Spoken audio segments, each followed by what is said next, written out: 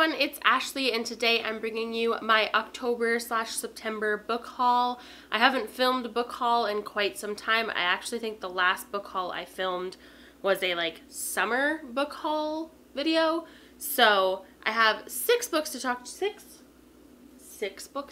you about in this video. The first book I have to show you guys is also the only book I received for review from a publisher this month, and that is An Absolutely Remarkable Thing by Hank Green. I got this from Penguin. Thank you, Penguin, for sending this to me. I'm so excited to finally have this in my hands. I've been trying to avoid reviews for this book because I really want to go into it not knowing much about it, and all I know at the present moment is that it's written by Hank Green, who I love. And it follows a woman in, I think, New York City, and these weird things that show up all over the world, and she finds one and then becomes an internet sensation because of it. And as far as I know, it's about these weird things that I think might be alien related, but it's actually just about popularity and the internet and what all of that can do to you and how that can affect you and what it means. And I kind of want to go into it knowing not too much about it because that is my favorite way to read a book. And again, all I really need to know is that it's written by Hank Green to know that I want to read this one. Next, we have a book written by the author of my favorite book of 2018, and that is Small Spaces by Catherine Arden. Catherine Arden wrote The Bear and the Nightingale. I love The Bear and the Nightingale. Again, favorite book so far of 2018. So atmospheric, so well written.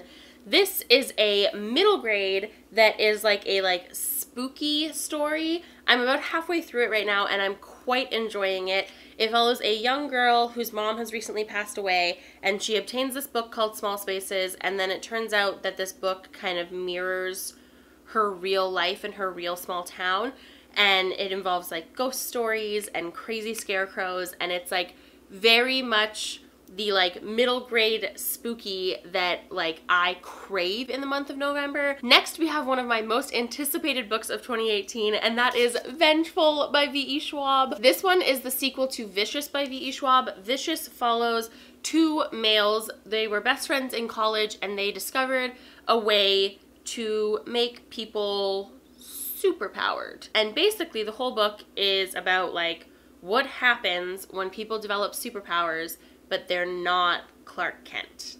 They're Lex Luthor. It's really good. It's so good. It really teeters the line of what is good and what is evil and what makes somebody good and what makes somebody evil.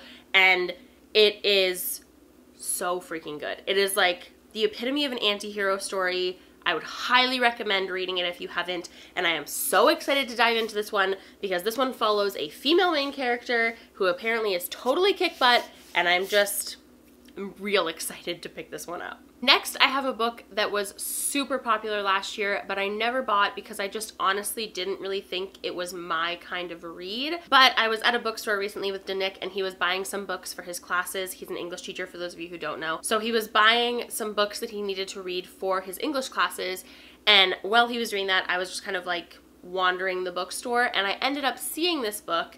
And I remembered that it was so popular, but I never was interested, and I was oh, I wonder why I wasn't interested. And instead of reading the synopsis, I decided to read the first page, and I was immediately hooked. I put it in the basket, I bought it that day, and that is Beartown by Frederick Bachman. The first line of this book hooked me. If you read the synopsis, it talks about it being about a small town and a hockey team and how the hockey team affects the small town, and I grew up in a small town with a really big hockey team. And I grew up in an arena, even though I never played hockey because my sibling played hockey. And I was just I don't need to relive that. Wasn't 10 out of 10 would recommend. So I didn't pick it up. It just didn't interest me as much as I wanted it to, even though everyone I love that reviews literary fiction gave this book 5 out of 5 stars. But the first line is so good. The little prologue says, "Late one evening toward the end of March, a teenager picked up a double-barreled shotgun, walked into the forest, put the gun to someone else's forehead, and pulled the trigger. This is the story of how we got there." What?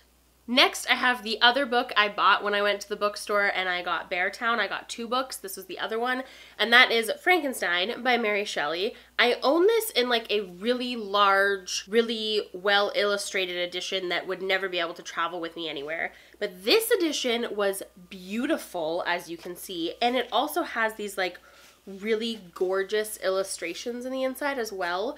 But it's also trade paperback paper, so it's so easy to read. This is a classic that I've never read before and I've always wanted to read. I love Mary Shelley as a human.